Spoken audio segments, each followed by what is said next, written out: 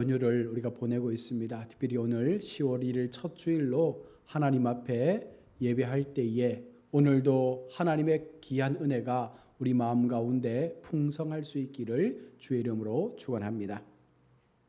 여러분 혹시 인생을 살면서 억울한 일을 당해본 경험이 있습니까? 우리는 때때로 나의 의지와는 상관없이 어렵고 힘든 상황에 놓일 때가 있습니다. 억울한 자리에 이르게 될 때 우리 마음은 실로 아프고 답답할 수밖에 없죠. 내 마음을 끄집어내어 보여주고 싶어도 그러할 수 없으니 사람들의 오해와 그 억울함을 통해서 향하는 고난은 실로 우리를 힘들게 합니다. 여러분 특별히 그 억울함이 과해져서 정말 감옥에 간다든지 아니면 우리가 생각하지 못했던 그런 어려움의 자리에 이른다면 이것은 더욱더 우리 마음을 힘들게 할 것입니다. 억울한 상황에서 감옥까지 가게 되었으니 그 마음이 얼마나 힘들고 고통스럽겠습니까? 오늘 본문에서 하나님의 복음을 전하던 사도들이 옥에 갇히게 된 사건을 기록하고 있습니다. 사도들이 한 것은 그저 하나님의 명령을 따라 하나님의 복음을 전한 것 외에는 어떠한 잘못도 한 것이 없습니다. 그저 하나님의 나라를 증거하고 하나님께서 말씀하시는 십자가의 복음, 예수 그리스도의 그 생명의 복음을 전하는 것 외에는 그들은 아무런 잘못도 하지 않았습니다. 그러나 그 결과로 그들은 옥에 갇히는 신세가 된 것입니다.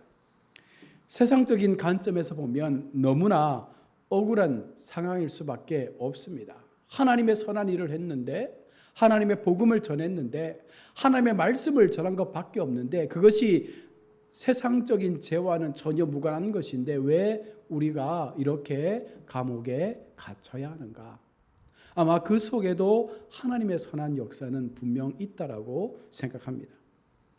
하나님은 하나님의 복음을 위하여 일한 사도들을 감옥에 갇히는 억울한 상황으로 인도하신 그 이유가 무엇이겠습니까? 먼저 오늘 보면 17절에서 사도들이 왜 옥에 갇히었느냐, 먼저 이 부분을 살펴봐야 합니다. 17절의 말씀을 보시면 대제사장과 사두개인 당파가 다 마음의 시기가 가득하여라고 기록합니다. 당시에 대제사장과 사두개인은요, 그 당시에 가장 높은 권력층에 있었던 사람들입니다. 종교적인 권세뿐만 아니라 정치적으로도 굉장한 힘을 발휘하는 높은 자리에 있는 사람들입니다.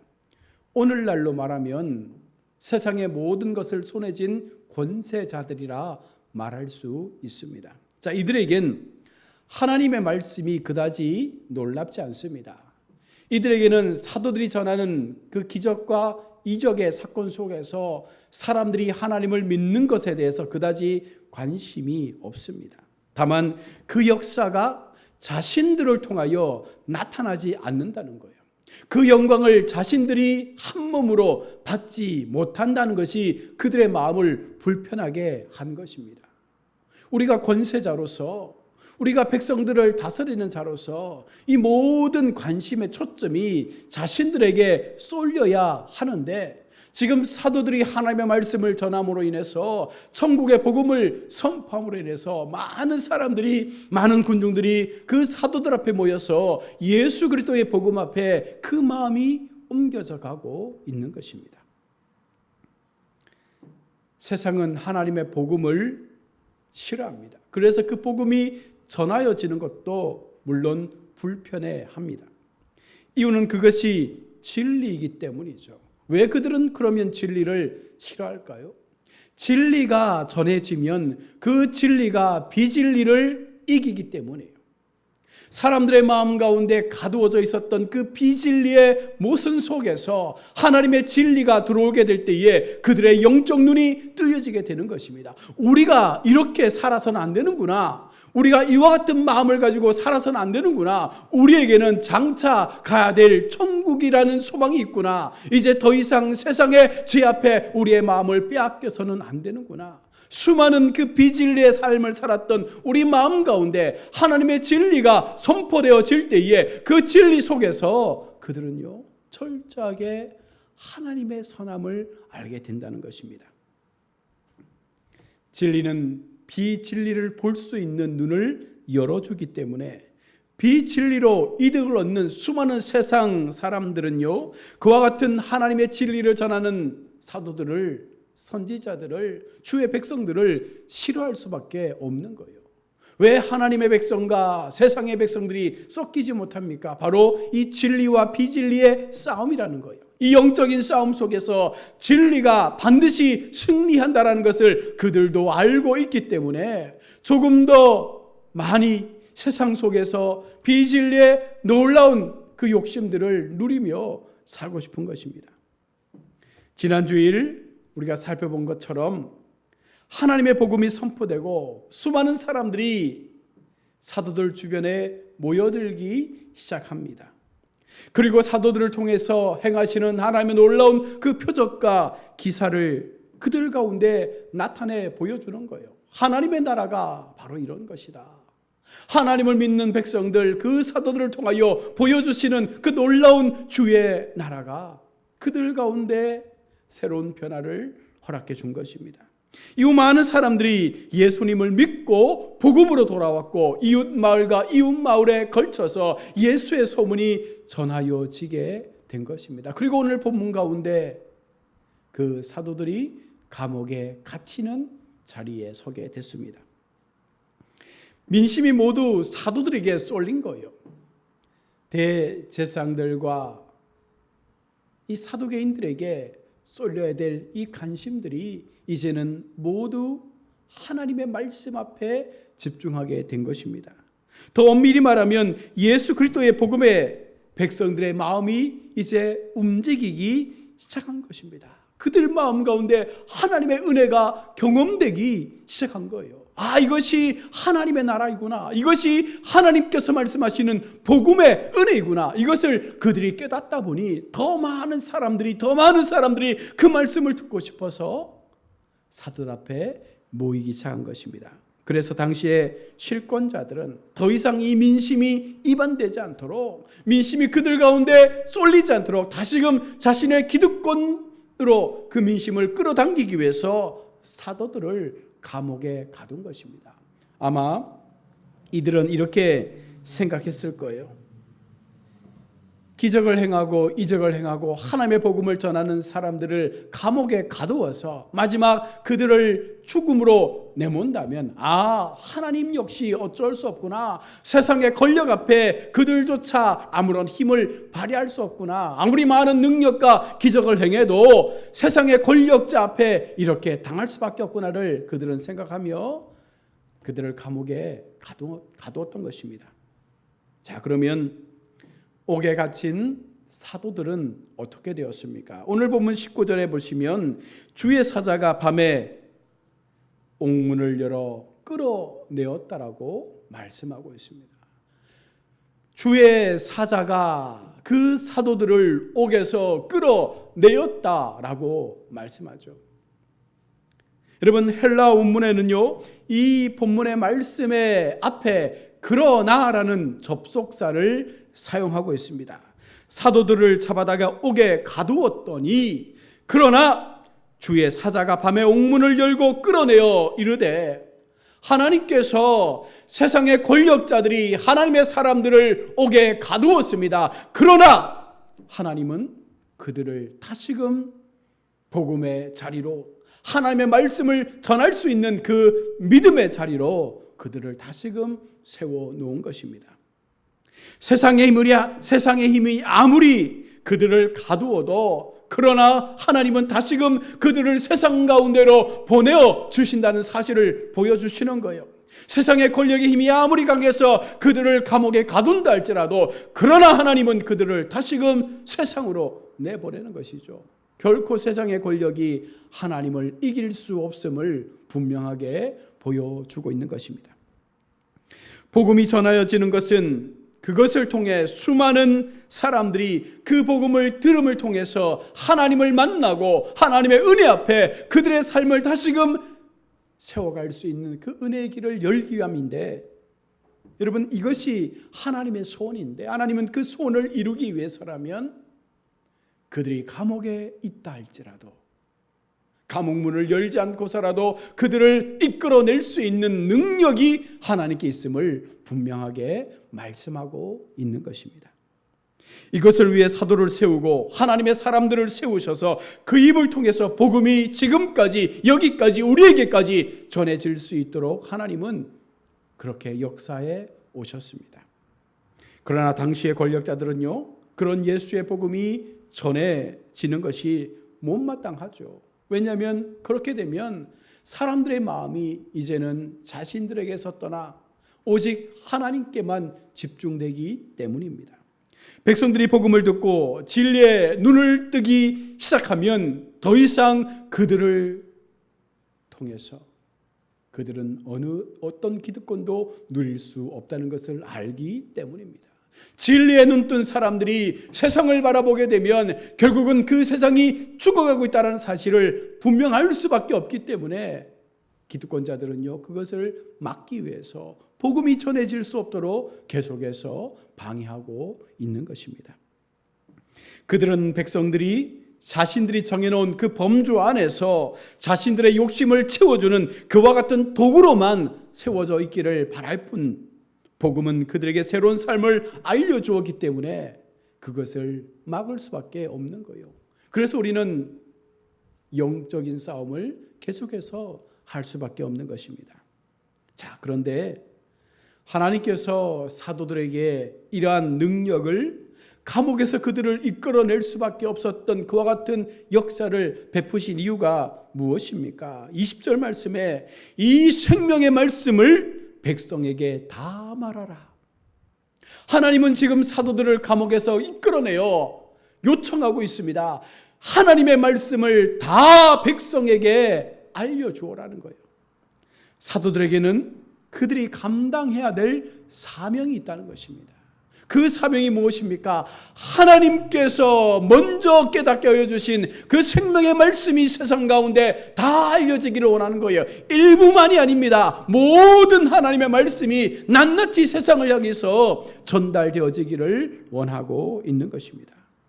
하나님께서는 사명이 있는 자들이 그들의 사명을 다 감당할 때까지 확실하게 지켜주시고 보호하여 주시며 그들 속에 더 놀라운 기적의 역사들이 증거될 수 있도록 하나님은 그들을 붙잡고 있다는 사실을 여러분 믿으셔야 합니다. 하나님의 구원 역사는 어떠한 방해가 일어난다 할지라도 그것을 막을 수 없다라는 것을 오늘 성경은 우리 가운데 분명히 전하고 있는 것입니다. 또한 사도들이 하나님의 보호 아래 있음을 증명해 보여주심으로 우리가 하나님을 위하여 살고자 애쓸 때에 반드시 하나님께서 그와 같은 주의 사람들을 지키시고 붙잡아 주실 것임을 약속하고 있는 말씀이기도 합니다. 용기를 내어 임박한 고난에 담대하게 마지막까지 주의 복음의 말씀이 우리의 입술을 통하여 증거되어지기를 원하시는 그 하나님의 마음을 여러분 우리가 다시 한번 깨닫고, 어쩌면 우리를 당시에 사도와 같은 사람들로 오늘 우리를 먼저 불러주셔서 우리로 하여금 그 복음을 전하도록 말씀하고 있는 것 아니겠습니까? 그리고 유대 지도자들과 관원들이 하나님의 종들을 박해하고 있음을 깨닫게 함을 통해서 그들 속에도 회개의 은혜가 임할 수 있도록, 회개의 기회를 허락할 수 있도록 하나님은 그렇게 역사하고 있는 것입니다. 사랑하는 우리 성도 여러분, 우리는 지금 하나님의 백성으로 분명한 사명 가운데 우리의 삶을 살고 있는지를 되돌아보아야 합니다. 늘 우리의 삶을 말씀을 통하여 점검하며 나는 하나님의 거룩한 은혜 앞에 살면서 이 복음이 나의 입술을 통하여 얼마나 담대하게 전하여 지고 있는지를 우리는 분명 돌아보아야 합니다. 나는 지금 주님이 주신 사명대로 제대로 그 삶을 살아가며 하나님의 영광을 드러내고 있습니까? 아니면 독한 시기심에 사로잡혀서 하나님의 일을 오히려 방해하며 믿음의 사람들을 박해하며 하나님의 영광이 지워지도록 그렇게 살아가고 있습니까? 여러분, 우리의 인생을 보십시오. 나는 대제사장과 같은 사람들입니까? 사두개인 당파와 같은 삶을 살고 있는 사람들입니까? 아니면 철저하게 복음 앞에 하나님의 나라와 그 복음의 말씀을 전하기 위해서 우리의 생명까지라도 하나님 앞에 드릴 수 있는 믿음으로 살아가고 있는 사람들입니까? 이제 감옥에서 나온 사도들이 다시금 백성들 앞에 모여서 하나님의 복음의 말씀을 담대하게 선포합니다. 자, 공회 앞에 선 사도들은 자신들을 누구라고 말씀하고 있습니까? 32절의 말씀을 보십시오. 우리는 이 일의 증인이요 하나님이 자신에게 순종하는 사람들에게 주신 성령도 그러하니라. 우리는 이 일의 증인이라. 증인은 사실을 말해야 합니다. 증인은 분명한 사실을 사람들에게 가르쳐 주어야 한다는 것입니다. 하나님께 순종하는 자들에게 하나님은 성령을 주시고 그 성령이 예수님을 증거하듯 우리로 하여금 십자가의 복음을 증거하는 사람들로 세워간다라고 말씀하고 있습니다. 이와 같은 상황 속에서 유대 지도자들은요, 예수님의 복음을 전하는 사도들을 함부로 대할 수 없습니다. 왜 그럴까요? 이제 민심이 복음 앞에 돌아섰습니다. 그 복음을 전하는 사도들을 다시금 감옥으로 이끌어내어 죽인다면 엄청난 폭동이 일어날 것을 두려워하는 것입니다. 지금 지도자들은 사람들을 두려워하고 있습니다. 그러나 사도들은요, 사람이 아니라 하나님을 두려워하는 것입니다. 하나님 앞에 순종하는 것이, 하나님을 두려워하는 것이 사람을 두려워하는 것보다 훨씬 낫다라는 그 믿음을 그들은 확고하게 가지고 있는 것이에요. 그러니 감옥에 갔다 다시 나와도 그들은 도망가지 않고 동일하게 그 자리에서 멀리 가서 전하는 것도 아닙니다. 원래 복음을 전했던 그 자리에서 사람들에게 하나님의 복음을 전하고 있는 것입니다. 이것이 하나님 앞에 순종하는 삶, 이것이 하나님께서 옳다라고 말하는 그 옳음의 믿음을 지키는 사도들의 바른 신앙의 모습임을 말씀하고 있는 것입니다. 여러분, 누가복음과 사도행전에서 성령은 증거하는 일과 분명하게 연결되어 있습니다. 만약 우리가 성령으로 충만하고 하나님의 마음을 가슴에 담고 하나님 주신 사명의 삶을 살고자 원할 때에 우리 역시 예수 그리스도의 복음, 십자가의 복음, 우리를 위하여 생명 걸고 우리를 구원하신 참 복음 되신 하나님을 전할 수밖에 없는 것이죠. 왜 그렇습니까? 우리 속에 역사하시는 성령께서 우리로 그렇게 하도록 우리 마음을 움직이시기 때문입니다. 이번 명절 우리가 나누었던 대화들은 어떤 것이었습니까? 이번 명절 우리가 만났던 사람들 속에서 우리는 과연 무엇을 행하며 이 명절을 보내고 있습니까? 복음에 관한 것입니까? 세상 일 때문에 우리는 더 많이 우리의 시간들을 허비하고 있습니까? 사랑하는 우리 성도 여러분, 정치적 이야기로 많은 이슈들이 계속해서 명절 기간 내내 우리의 입방아에 오르내리고 있습니다. 여러분, 그게 중요한 게 아니에요. 누가 감옥에 가든 누가 정치를 잘못하건, 여러분 지금 중요한 것은 그것이 아니라 과연 나는 하나님 앞에 바른 신앙의 삶을 통해서 나의 입술을 통하여 하나님의 복음이 증거되어지는 자리에 나는 과연 서고 있는가? 나는 지금 내가 만나는 사람들에게, 예수를 알지 못하는 사람들에게 이 하나님에 대한 모든 것들을 다 알리고자 하는 마음을 가지고 인생의 시간들을 살아가고 있는가? 그것 때문에 억울한 일을 당하고 그것 때문에 내가 감당할 수 없는 자리 가운데 놓인다 할지라도 우리는 그 일을 위하여 내 삶을 하나님 앞에 드리고 있는가? 여러분, 이것이 우리에게는 우선적인 고민이 되어야 하는 줄로 믿습니다. 우리가 회복되어지고 우리 입술을 통하여 거룩한 복음이 증거되어져서 수많은 사람들이 비진리에서 진리의 눈을 뜨게 되고 하나님이 누구이신지를 알게 될 때 그들 속에 새로운 복음의 도전과 하나님을 향한 소망들이 일어나게 될 때 이 민족의 역사는 바뀔 수밖에 없는 거예요. 내가 뉴스 보고 걱정한다고 바뀌는 것이 아닙니다. 하나님의 백성들이 하나님 앞에 기도함을 통하여 이 민족이 거룩한 비전으로 세워지고 거룩한 진리로 세워질 때 이 민족은 바뀌는 것입니다. 거룩한 믿음의 사람들, 거룩한 하나님의 사람들, 거룩한 성령의 사람들을 통하여 하나님은 지금도 일하시고 있음을 믿으시길 바랍니다. 남은 명절 기간 동안 우리에게 주신 하나님의 사명 담대하게 복음의 입술을 통하여 다 알릴 수 있는, 다 전할 수 있는, 정말 나는 하나님의 사람이 맞는지를 날마다 되돌아보며 하나님의 사람답게 우리의 시간들을 살아가시는 우리 모든 성도님들이 다 되시기를 주의 이름으로 축원합니다. 아멘.